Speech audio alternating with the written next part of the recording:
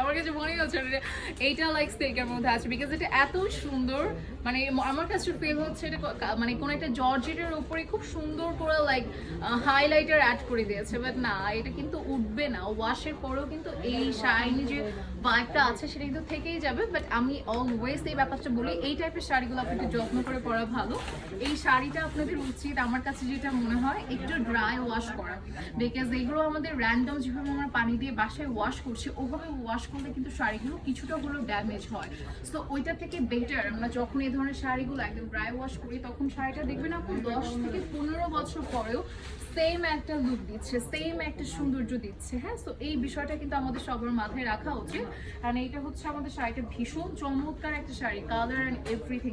এই টাইপের mint colour I guess সবার পছন্দ, আমরা খুব পছন্দ করছি। সো এই হচ্ছে আমাদের শাড়িটা, আর এটা হচ্ছে আমাদের আঁচলের পাটটা, সরি কুচির পাটটা, ঠিক আছে। এটা হচ্ছে আমাদের কুচির পোর্শনটা, যেটা ভীষণ চমৎকার। ইভেন এটার কালারটা অবভিয়াসলি খুবই নাইস।